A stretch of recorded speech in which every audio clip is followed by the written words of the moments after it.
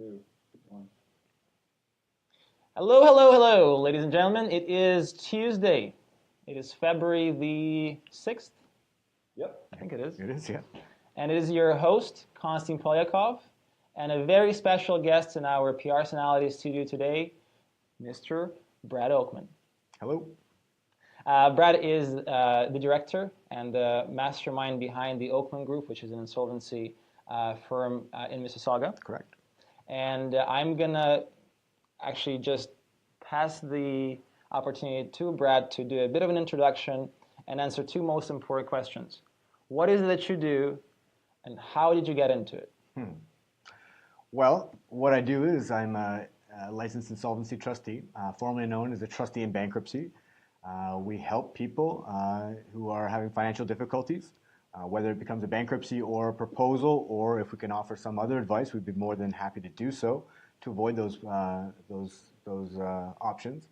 I started my own business in 2009 after becoming licensed as a trustee in 2004 and getting into the business in 1999. So coming up on 20 years experience in this field. Time flies, that's for sure. So 10 years in a firm and then 10 years on your own essentially now. Correct, yeah. It's coming up on 10 years, that's exactly right, yeah. That's a long time. It is. It seems like just yesterday, though, that you started out in the field, and here we are now, and you're 10 years into running your own business. So this is actually something very, very interesting for, I think, our audience as well. So we often talk, so in this show, as I mentioned to you before, we talk about entrepreneurship, and a lot of the different people have different paths on how they broke away from the initial company that they used to work for and how they went on their own. We're going to talk about that in a couple of minutes. What I wanted to chat is before we get into it, I have one question I kind of want to get out of the way. Trustees in insolvency, right? There's a lot of misconception. People don't really understand what is a trustee, what does a trustee do. So you touched a little bit about how you guys help with people who are in financial distress. Correct. Who are going through maybe disability, or they've lost their income, they've lost a significant other. Hundreds of different reasons as to why. Yeah. A million different reasons. And so let's just kind of give it like a one-sentence answer to somebody who doesn't know anything about this. One-sentence description of a trustee. One sentence, wow. Well, we're here to help. That's really the big thing. People look at us generally as the last option, last choice, try to avoid at all costs. But that's not actually the case, okay? We are there to present options, explain to you what your rights are and your options so that you can make up your mind with your eyes wide open. Make the best choice for you, your family, and your future, not so much for your creditors or your debt. It's about gaining confidence to move forward without the debt load in your hand. And understanding your options. Understanding your options, I say that all the time. Understanding your options is key to making the best decisions. And so again, everybody... And this is something else that's changed recently, right? So it used to be trustee in bankruptcy. Correct, right. Now it's trustee in insolvency. Which is hard to remember, even for me. Yeah. So what is insolvency? So insolvency, by definition, is not being able to pay your debts as they become due, to have your assets worth less than your debt. If you qualify for that, you're insolvent, and these options of the Bankruptcy and Insolvency Act are now available to you to explore.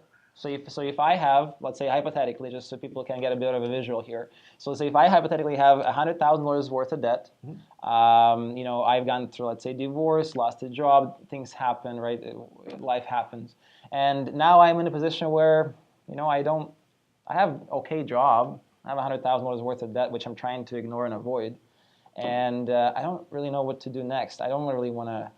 I don't know what to do with it really, right? So this is kind of a scenario where if there is not really even, let's say I have $20,000 in my bank account, or I have a car and I have a little bit of savings, but I still got $100,000 of debt. And what you're talking about, it's a taboo subject. People don't like to talk about these options. That's right. So without discussing those options, again, you just don't know what they are. So going back to your scenario, somebody like that, they don't know when they're going to have that debt paid off. They continually pay interest. They don't know where the light is at the end of the tunnel. For years. Absolutely. If you take a look at some of the actually it's now law, but all of your credit card statements will tell you, if you continue to make minimum payments, when you can expect to have that debt paid off. That's a law now? Yeah, I believe I'm pretty sure it's a law. It has to be disclosed. I've been wondering why they do that. Because it's about fair disclosure to the client. That's what it is. And a lot of them that I see, they come to me and it's like 100 years from now. So that's impossible. So not having an answer or light at the end of the tunnel means you need to explore options. So somebody coming to me like that, it sounds like they're working. They may be able to put together a proposal where we can offer a settlement to your creditors. All we need to do is an analysis to figure out, A, what a bankruptcy will produce for your creditors and offer them slightly more. That's the proposal. I like to say we dangle a carrot in front of the creditor's nose and hopefully it's a big enough carrot that they want to take it. It usually is.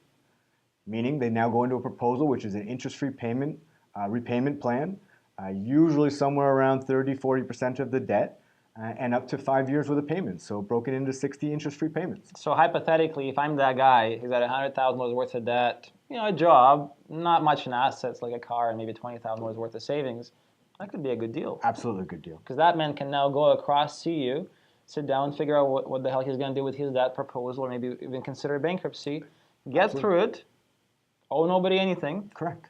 And come to see Konstantine to start rebuilding and rebuild his credit. That's right. Right, and so this is the other thing that also I think I should probably input as well. There's a lot of misconception about what insolvency really does to you, and people don't really understand this. But we're very lucky to have these kinds of programs in place for really, really, special situations where things really get out of control. And so having that kind of availability and be able to go and do that, and then get discharged, finish your program, and then just start working on the reestablishing. And as I should make it, I guess, more audible, CMHC, which is the government agency that insures all the mortgages in Canada, actually even has a ruling that if you've been reestablishing for over 24 months, and if you have sufficient amount of credit and you've been bankrupt 24 months before that, you actually qualify for a mortgage, insured, right? So insolvency is not the end of the world. As Brad said, there's a lot of misconception about it. People don't really understand how it works, when do you use it, what do you do afterwards? And that not knowing, I think, is where most of the problems really start. Fear of the unknown. That's exactly right. We hear that all the time. Yep. Right. So knowing your options is great. And so we're here to talk a little bit more about the Oakman Group and a little more about how it developed into now a full-service licensed trustee office. And so taking a step back to what I was saying earlier. So I don't even know, how do you become a trustee? It is highly regulated industry. So we are overseen by the Office of Superintendent of Bankruptcy, which is a division of Industry Canada. We also have our own governing body, which is CARP, Canada Association of Insolvency and Restructuring Professionals. Both of these work together for a licensing process. It has changed in recent years, so we suggest you look that up. But basically what they do is they break it down into different sections of the Act that they're going to study, which then ends up in a national exam. And if you pass that national exam, you would be invited to an oral board. And the oral board is about a 4-hour process. That sounds like a lot of work. It is a lot of work, but if you are lucky enough to pass that oral board, you are then granted a trustee's license. And that's, I mean, I don't know how, if you always wanted to become a trustee, or is this something just kind Not at all, not at all. That's a funny question. So I fell into this, absolutely. Going back, I have an environmental degree from the University of Waterloo. I really didn't know what to do with myself coming out of school, which a lot of people, I think, have the same issue. I traveled for a little while, and when I came back, I ended up writing some exams for Revenue Canada and fell into doing some collections for them, which was not a fun job, but at least opened the door to a path. Yeah. And from that, I met trustees and kind of fell into it that way. Good experience, though, right? Again, I agree. You got to see a little bit of the CRA side. Absolutely. Got to work for other trustees. Yes. Absolutely. Got to see the inside out. And now, I mean, running which your all own comes practice. back to help out on this side of the fence and dealing as a trustee. Absolutely. For sure. Yeah. And so from getting out of university, you said you took a little bit of time off, you traveled a little bit, did a couple of things, worked for CRA. So before you really got into the trustee game, how long did it take you to figure those things out? That's a good question. So I guess I graduated in 1996 from University of Waterloo, and then started in the profession, I think it was 1999. So about 2.5 years I spent trying to find myself. And that was time well spent, I'd say, right? I think it should be mandatory. I think instead of wasting your time trying to find a path, let the path find you. Let the path find you. I love that. Yeah. And that's the other thing as well. You know, people always rush. They want to just go get that job, get that $3,000 paycheck, $4,000 paycheck, $5,000 paycheck. Yeah. But really and truly, I mean, if you don't know for sure that's even anything you want to do, that's exactly right. You got to try things. That's exactly right. Find your passion. Find your passion, right? And so falling into the very first trustee you worked with, you had a chance to learn from him and kind of learn the ropes, so to speak. And then after the 10 years, stepping back and saying, you know what, I think this is a time I started something of my own. How do you mentally commit to that? Because this is, again, a very big milestone for a lot of entrepreneurs, is that step from payroll to you're on your own. It's a big step. There's no doubt about it. I think you have to go with your gut. I think you have to spend some time thinking about it. There's a lot of thought process that has to go on. You need to figure out what it's going to take to actually launch, which for everybody is a little different, and depending on industry, location to infrastructure to who's going to start paying the bills. Regardless of how well prepared you are, it's always going to be a leap of faith. So saying that, I think you also have to have a bit of a fallback position, to plan if things don't go well. What's the escape route? Scenario. Yeah, absolutely. And ironically, that's my industry, so it was kind of easier to think in that way. You're able to plan a million different variations but that's of what exactly could happen. right. You need an escape plan. Go wrong. It's a leap of faith always, and to help with that leap of faith, if you can see how you can get out of it or escape unscathed, then it becomes less of a leap of faith and more of an exercise of planning. So it wasn't like Brad was 14 years old and sitting there and saying, one day I'm going to have my own business. Not at all. It was just one thing after the Not other. at all. Never thought you were going to run your own practice? You know what? That's tougher to say. To be honest, I remember with my second firm, which was a medium-sized firm, I was brought in to discuss becoming a partner, which that's what I thought too. Beauty. But at the end of the day, as a professional, there are only the options of becoming a partner or opening your own shop. And I was very blunt about that, knowing that I had options. My option was become a partner or open my own shop. And I'm not sure if that scared them or not, because within a year, without talking to me, they decided to merge with a large company, which I had no desire to be part of. And that was the ultimate push that said, you know what, you got to do this. You need to be out of this company. So the push was understanding that there are so many underlying stones behind the operation of a larger company that you have little to no control a lot of the time, right, of what happens tomorrow. And if you don't look after yourself, nobody's going to look after you. So you got to figure out what makes you happy. And I'd assume that after 10 years of running the practice, you must be pretty happy doing it. Absolutely. I love what I do. I love the freedom that it gives me and my family. I have two young girls, age 9 and age 7. And because of that, and operating the business since they were little kids, I've been able to spend a lot of time with them. So you started the business 3 years before you had your first kid? Actually, my child was just born when I started. Yeah, it was within the first year. You were realistic. I was lucky. My wife does work, so that was a little bit of a safety net, no doubt. But absolutely, it was amazing. It was kind of jump off the cliff all at once. That's quite amazing.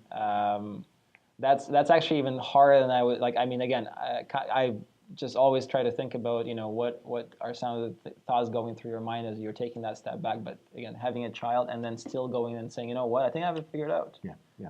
I think I can make this happen. So confidence is another really big part. Confidence is key, right? Without confidence, you just aren't going to be. You're not going to do anything. You're not going to be doing anything, exactly. So now, 10 years later, after the practice started, yep. I mean, I'm sure back at the old firm, business just was rolling in through the door. Yeah, it seemed to be. A large company, yep, right? I agree. Going back on your own, blank slate. How do you start? How do you get the people to come through your front door? Well, I think you need to have a pretty good idea as to where those sources are coming, right? Again, leap of faith is one thing, but you can also have discussions with referral sources. You can get a feeling as to whether or not you are the type of person that they want to refer business to. And that's the emphasis of my business, always has been, is a referral business. If people can step up and say good things about me, that means 10 times more than what an ad can say for me. So I've always kind of put my belief in the referral and the resources we deal with. Absolutely. Yeah. You know what? Especially in such a touchy subject as personal finances, referral is everything. I 100% agree. If I have somebody who trusts me, right, a friend or a family member, and I refer you that piece of business, well, that piece of business is a good quality piece of business versus just an absolutely cold lead coming off the internet or just a phone call. 100%. And so that's actually another question. So again, starting the new business, people often freak out. They say, well, I don't know where the hell the business is coming from. Where do I start? What do I do? Right? So you've gone through that. So going back 10 years ago, what were some of the very first initial things that really helped you to pull the business up? Again, it's about developing those relationships. Yeah, if you're making your business based on referrals, then you need to foster those relationships. There's no doubt about it. Exactly. So you just jump in a car, you go out. You're meeting people. You're being in the community. You're making sure people know what you do. A referral source can come from anywhere. It could be a neighbor that realizes what you do to, one of your child's friend's friend's adult parents. It all allows you to open the door, and you never know what's behind that door. So just keep your eyes open. Absolutely. Just keep looking for more business, making more, I guess, establishing more relationships. Always. Yeah. And I'd say actually, again, coming from, we're a small business too, right? So coming from my side, I would say that the referrals and establishing those partnerships, I would even say, with companies that have the same code of ethics. Right. The same idea on how business must be done. Because one thing you don't want is you don't want this between the two companies that work together. Correct. You want to make sure that if your code of ethics is such, that the company you work with have the same. And you're all there to help the people and give them the benefit of your service. And make sure that whatever it is that you do is done in good faith. Absolutely. Right. So I think that's probably another great tip. I would say I found that they're useful. Absolutely. Very many people out there that are not worth dealing with. Absolutely. So you need to be discriminatory. You need to know who you're dealing with, how they operate, how they run their business, and how and who they deal with. Yeah. And not knowing the whole story can lead to trouble, because if you don't know what somebody's doing, not in front of your face, then that can reflect on you poorly. Every one of your referral sources is a relationship that is a reflection of who you are as a company. 100%. Yeah. Truer words have never been spoken. It is really a reflection of who you are. It really is. So pick your referral sources very carefully, especially in such a, if you have a professional industry that you work in, you're a professional. People that refer your business are the face of essentially your operation, because they're out there, they're sending people to you, and you have to make sure you deliver, and you have to also make sure that they have their code of ethics and things in line to make sure you guys are on the same page. It's also very, very important. Very. Okay, so we talked a little bit about the relationships and about starting the practice from scratch and doing all that. How did you guys think of a name for a company? Well, obviously that's my name, and being in a highly regulated field, we do have to have our name incorporated into the business. It was a trick question. Yeah, it worked. I liked it. It's fun. But quite honestly, I kind of thought that the name was a little different than most other trustees, because most trustees are just a cadence of names, or like a 2-3 names, two last names. And I also thought it was slightly funny because I started the company on my own to call myself the group, the Oakman Group. Play on words at the time, but again, now we are a group, and it's more than appropriate. Beautiful. Now let's just cover one more thing off. So I had an interesting discussion with somebody else the other day, and I was talking about what we do. We establish credit, and we have a mortgage brokerage, and we help people with loans and this and that, second mortgage and all that. And this woman started saying things like loan sharks, and I started mentioning Christine, and she was like, these guys are sharks. They're out there to get you. And I'm like, okay. I don't think I understand how this works, because the trustee is not there to get you. The trustee is there to help you to go through the process of, just restructuring your debt more than anything else. So a phrase as unflattering as sharks, how do you fight that? Honestly, we deal with it all the time. So there are a lot of bad fish in the sea. There's no doubt about that. But a licensed insolvency trustee is easy to check.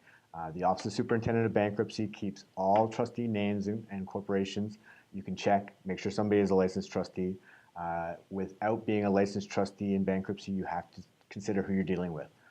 That's when you get into a lot of the debt management, debt restructuring companies. And again, you really should figure out who you're dealing with. And if it's not a licensed trustee in bankruptcy, licensed insolvency trustee, you might want to think again. One way to figure that out is a lot of these sharks charge money. They charge money up front to meet them, to do an assessment, which really becomes a referral. You're going to meet a trustee at the end of the day anyway. A trustee does not charge you any money to meet. You can come and get every little bit of information from a trustee without any charge. It is free to figure out what your options are. So please figure out what your options are. And I guess just be proactive about it, right? Like if you're dealing with any, I was telling this woman as well, I'm saying like, okay, it's 2018. I was about to say 2017. It's 2018, okay? If you're really trying to understand whether this person is, you can trust their integrity, just look them up online. Absolutely, absolutely. You guys have reviews online? Absolutely.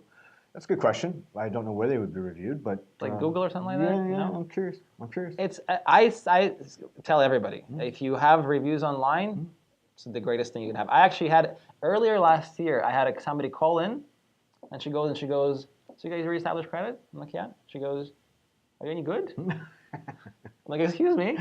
She said, "No, are you any good?" Yeah, right. I'm like, "Yeah, we're pretty good."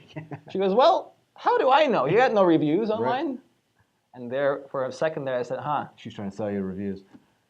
Well, actually, she wasn't trying to. She was trying to check if we were Right. dealing with it. She didn't know anything about Right, it. She right. was completely like cold call, Yeah, right? yeah. And so I'm sitting there saying, maybe reviews are something I should look into. And so we actually been on a spree of asking for reviews, and I blatantly ask for them because I think that if you did good work, you really should.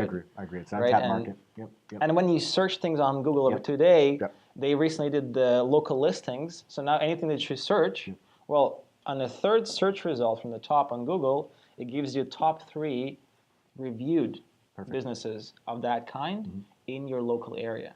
So having reviews is great. I would say if you guys are not paying attention to that right now, Get on it. 100% get on it. It's helped us now. I know that we've been getting people who've been reading reviews, and I've been kind of tracking that a little bit more than before, at least. And I'd say that's a great thing to have. Gotcha. Okay, a couple more things. So what I want to talk about is also running the business. So right now, this is a practice. You're the main brain behind it. Tell us a little bit about your team. Okay. So right now we are a 3-member team, including myself. We have Kathy Giannino, hi Kathy, Maya, who works our front desk. Both are fantastic. These are people that they care, and because they care, that's what steps us apart from everybody else. Is you get some personal attention, to a fault. These guys want to see you get through the process, and they'll do it basically everything they can to make sure that happens.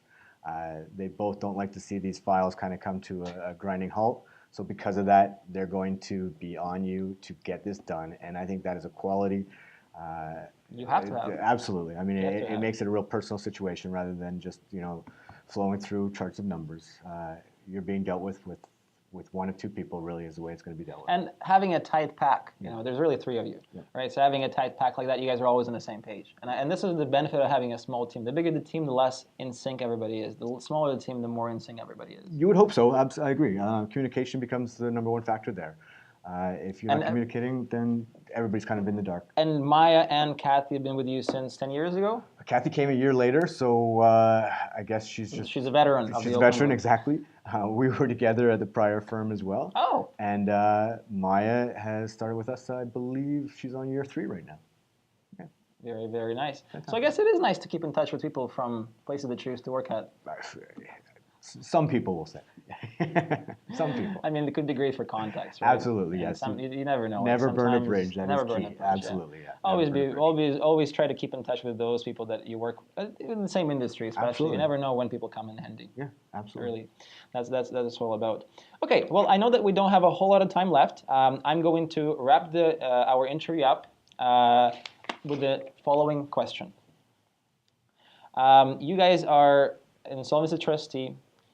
You guys help people to resolve issues that have to do with debt, financial stress, taxes, things that people don't really like to talk about too much. The best place to reach you at? Would be the office. Email. People don't like to talk about this, so email is a great way just to get a hold of us. My email is Brad, B-R-A-D, @oakmangroup.com. That's O-A-K-M-A-N group.com. And I think Brad is about to pull something up, aren't you? I am letting the audience know that they can send Brad some private correspondence. Yeah, absolutely. Yeah. And, any questions? Absolutely. That would be obviously very much encouraged. I mean, I've known Brad for a few years now. If you guys feel free to just reach out and speak to him, he's great, and he'll be able to give you great advice on that. I'm going to wrap up the show today with just our traditional last little bit. We typically like to give our guests just to give you like a couple of minutes, just to give a couple of best tips. So you've been running the business for 10 years now. You've seen the ugly and the great times, and it's never the same. It's always like this.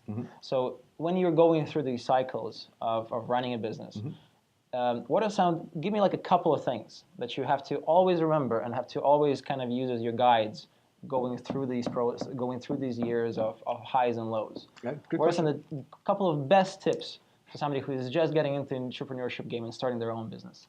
I think one of the biggest is to not focus on the short game. You are looking at the long-term projects here, okay? So you can't really be so concerned about ebbs and flows of the business. That's going to happen. So you kind of have to look at a longer-term period of time where you're going to do analysis or try to make decisions as to whether or not you're succeeding. If you don't give yourself that ample time, then you're not giving yourself a chance to actually grow the company. You're just looking at immediate windfalls, and that's not a sustainable business. The next is, again, do something you enjoy. If you're not making money at something you enjoy, then stop doing it. It's a waste of time. Focus on what's important, which again, if it's a business, it's making money. And if you're not doing that and not having a good time doing that, find something else to do. That's really what it comes down to. Don't get stuck. Romantic about what you do. That's right. Because, I mean, if you're not happy and you're miserable, just move on. Try something else. There's a million different things out there, and I'm sure that... Absolutely. As Brad said, when he started in this whole thing, he wasn't planning to become a trustee. It was not, but here we are. Just life takes you places, and you just make the best of it, right? And just try to keep your head up and keep on going. Brad, thank you so much for coming out today. It means the world having you out here talking about your business. Ladies and gentlemen, thank you for tuning in. It's been Brad Oakman of the Oakman Group. Their handle is right below him. Thank you. there was actually just the handle there below us. Thank you. But do follow, share, subscribe. They have a beautiful website. I believe you guys just recently launched it. I think it looks amazing. Thank you. Do check it out. Feel free to get in touch, ask questions. They're always available, and that's something I know I can personally vouch for. They always are. This was your host, Konstantin Polyakov. Thank you for tuning in, and guys, see you in 2 weeks. Cheers. Thank you for watching. That was PRsonalities. And we hope to see you in 2 weeks when we get to shoot yet another episode of this show. Meanwhile, you should probably like, share, and follow all of our social media accounts. That would be Facebook, Instagram, and YouTube, where we will be posting a slightly better version of this exact same episode. See you soon. Bye. What are you doing here? Who is producing the show?